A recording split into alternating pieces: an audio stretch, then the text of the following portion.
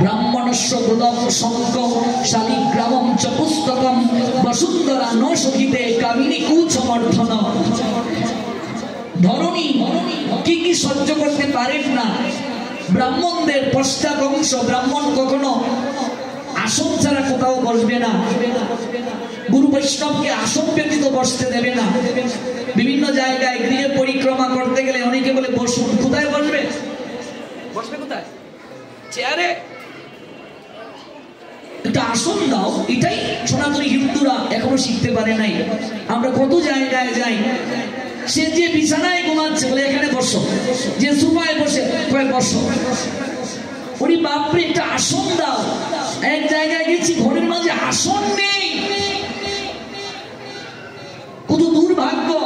5 তলা বিল্ডিং আছে, কুড়াল নাই। মানুষ মরার পরে আরেক বাড়ি থেকে কুড়াল গিয়ে মেঘে নিয়ে আসে। মিলিয়ে দেখবে সংসারে। মৃদঙ্গ নাই বাড়িতে, আরেক বাড়ি থেকে গিয়ে মৃদঙ্গ নিয়ে আসে। করতাল বাড়িতে নাই, ঘন্টা বাড়িতে নাই, শঙ্খ বাড়িতে নাই, দেয়া। ওরে বাপরে, 5 তলা বিল্ডিং এ থাকো, অথচ এই কয়েক টাকার সম্পদ যা নিত্য প্রয়োজনীয় তা করতে পারলে না। এটা মৃদঙ্গ বাড়িতে রাখতে পারলে না, এটা কাশি বাড়িতে রাখতে পারলে না, এটা কুড়াল বাড়িতে রাখতে পারলে না, একটা ঘন্টা বাড়িতে রাখতে পারলে না, একটা ময়ূর পুচ্ছ চামড় তোমার বাড়িতে নাই। আর তুমি বলছো সংসার ধর্ম বড় ধর্ম। কত ধর্ম! কি করো সংসার? কি বুঝলে সংসার কাকে বলে? সংসার ধর্ম বড় ধর্ম বলছি আমরা, সংসার কাকে বলে সেটাই তো বুঝি না। সংসার করতে গেলে কি কি দরকার বিয়ের পরে সেটাও তো জানি না। এই জন্য গুরু বৈষ্ণব ব্রাহ্মণকে কখনো আসন ব্যতীত বসতে দেবে না। ভাগবত পাঠে আসন ব্যতীত বসতে নেই। এই জন্য চট পেতে দেওয়া হয়েছে, এটাই আসন। এখন আসন ব্যতীত প্রসাদ পেতে নেই, আসন না করে প্রসাদ পেতে নেই, আসন না করে ভগবানের কথা শুনতে নেই। এই সুখাসন, পদ্মাসন, মুন্ডুকাসন, বিভিন্ন আসন রয়েছে। আসন ব্যতীত মহাপ্রসাদ পেতে নাই।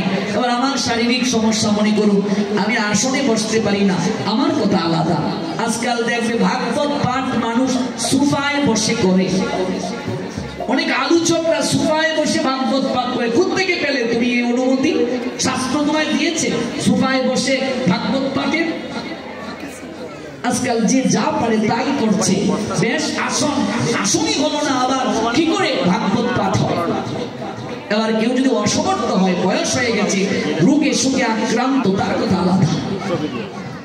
উদ্ধব যখন ব্রজে গেলেন, ব্রজ গোপিকারা একটা আসন দিলেন উদ্ধবকে, বস উদ্ধব।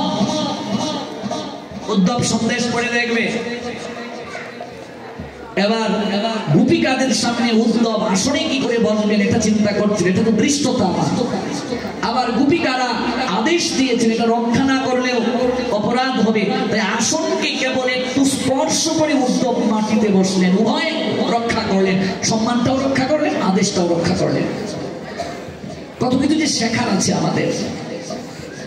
ব্রাহ্মণের পশ্চাৎ অংশ শঙ্খ, শালগ্রাম, শিলা, শাস্ত্র গ্রন্থ কখনো মাটিতে রাখবে না। মৃদঙ্গ, করতাল, কাশি কখনো মাটিতে রাখতে নেই, ভূমিতে রাখতে নেই। এই জন্য করতাল, কাশি এগুলো রাখার জন্য একটা কাঠের বাক্স তৈরি করে নেবে মন্দিরগুলোতে। যন্ত্র তন্ত্র রাখতে নেই, মাটিতে রাখতে নেই। করতাল, শঙ্খ, কাশি, মৃদঙ্গ মাটিতে রাখতে নেই। এই জন্য দেখবে গ্রামাঞ্চলে খড় পেঁচিয়ে কিংবা কাপড় পেঁচিয়ে, এটাকে কি বলে আমি জানি না, এটা বানিয়ে এটার মাঝে রাখা হয়। কেমন আমরা দেখেছি দধির মন্থন যখন করা হতো, এটার মাঝে রেখে এরকম দধি পাক দেয়া হতো। এটাও এক প্রকার রাখার আসন। মৃদঙ্গ মাটিতে রাখতে নেই। মৃদঙ্গ তার তাৎপর্য আছে। মৃদঙ্গ নিয়ে যদি আপনাদেরকে 1 ঘন্টা শোনাতে পারতাম, মৃদঙ্গ প্রত্যেকে উৎপত্তি হলো, মৃদঙ্গটা কি তাহলে বুঝতে পারতে। এই জন্য মৃদঙ্গ মাটিতে রাখবে না, করতাল মাটিতে রাখবে না, শঙ্খ মাটিতে রাখবে না। মহালক্ষ্মী বিরাগ বাজন হন। কাশি মাটিতে রাখবে না, শাস্ত্র গ্রন্থ মাটিতে রাখবে না, এই জন্য আমরা আসনে রাখি, রিয়েলে রাখি। এখন তো রিয়েল পাওয়া যায়, কি সুন্দর সুন্দর, প্লাস্টিকেরও পাওয়া যায়, RFL এর কাঠেরও পাওয়া যায়। জল চৌকিতে রাখো, কিন্তু মাটিতে রাখবে না, অপরাধ হবে। এরপর বলছে নো সহিতে কামিনী কুচ মর্দন বসুন্ধরা, নো সহিতে কামিনী কুচ মর্দন। কামিনী মানে কি? নারী। বসুন্ধরা কখনো কামিনীর কুচ মর্দন সহ্য করতে পারেন না। কুচ মর্দন সংস্কৃত শব্দ, যার বাংলা অর্থ হচ্ছে স্তন। বসুন্ধরা কখনো নারীদের স্তন ভূমিতে স্পর্শ করা সহ্য করতে পারেন না। যদি কোনো নারী তার স্তনকে মাটির মাঝে স্পর্শ করায়, মৃত্তিকায় যদি কোনো রমণীর স্তন স্পর্শ হয়, তাহলে সে লক্ষ্মী হারা হবে। কথা বুঝতে পেরেছ? লক্ষ্মী হারা, কপাল পুরা, কেউ না ভালোবাসে। গতকাল যে আমরা জানলাম, লক্ষ্মী হারা হলে শরীরের সৌন্দর্য নষ্ট হবে, অর্থ বৃত্ত বৈভব থেকে শুরু করে ভক্তি সম্পদ থেকে শুরু করে সকল কিছু বিনষ্ট হয়ে যাবে। এই জন্য রমণীরা লম্বা হয়ে প্রণাম দেবে না, তাদের স্তন যেন মাটিতে স্পর্শ না করে। রমণী হলো লক্ষ্মী স্বরূপিণী, এই জন্য রমণী উচ্চ আসনে আসীন। রমণী কখনো ধরণীতে লম্বা হয়ে প্রণাম দেবে না। তবে ধামের ক্ষেত্রে কিছুটা গৌণ, ধামে গোড়াগড়ি দেওয়ার বিধান আছে, সেখানে কিছুটা গৌণ, কিন্তু অন্য জায়গায় কখনো নারীরা, মায়েরা সাষ্টাঙ্গে প্রণাম দেবে না, ধরণীতে স্তনকে স্পর্শ করাবে না। ধরণী মা তার স্ত্রী হরণ করেন, সহ্য করতে পারেন না। কুমারী মেয়ে, রামকৃষ্ণ মিশনে দেখবে কুমারী পূজা হয়, সব জায়গাতে হয়।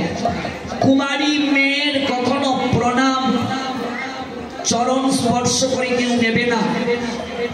একটা কুমারী যদি বিয়ের আগে তার কুমারিত্ব রক্ষা করতে পারে, দেবীর মতো তার শক্তি হয়, সে যদি কাউকে অভিশাপ দিয়ে দেয় সঙ্গে সঙ্গে লেগে যাবে। আজকাল নারীদেরকে বিয়ের আগে তার সতীত্ব রক্ষা করতে শিক্ষা দেওয়া হয় না। পুরুষকে তার শরীরের শক্তি রক্ষা করতে আগেরকার সময়ে আশ্রমগুলোতে গুরুদেব শিক্ষা দিতেন, এখনকার কলিযুগে এগুলো আর নাই। এই জন্য কুমারী দেবীর মতো মর্যাদাশীল। একটা নারী যদি কুমারিত্ব রক্ষা করতে পারে, সে দেবীর ন্যায়, সে যাকে অভিশাপ দেবে সঙ্গে সঙ্গে লেগে যাবে। মনে রাখবে, মায়েদেরকে বলছি, অপরাধ নেবে না। নারী কখনো পর পুরুষে আকৃষ্ট হবে না, পুরুষ কখনো নিজের স্ত্রী ব্যতীত অন্য কারো প্রতি আকৃষ্ট হবে না। এটা সবচেয়ে বড় পাপ, সবচেয়ে বড় অপরাধ, সবচেয়ে বড় অপরাধ এটা, সবচেয়ে বড় পাপ এটা। 28 প্রকার নরকের মাঝে তাদের জন্য একটা নরক বরাদ্দ, কিছুতেই এর প্রায়শ্চিত্ত হবে না। এই জন্য চরিত্র সম্পদ লক্ষ্মী দান করেন, আর এই কার্যে প্রতি হলে লক্ষ্মী চরিত্র সম্পদকে হরণ করে ভিখারি বানিয়ে দেন। এই জন্য মায়েরা প্রণাম দেবে পঞ্চাঙ্গে। কিসে প্রণাম দেবে? এবার পঞ্চাঙ্গে প্রণাম দেওয়ার সময়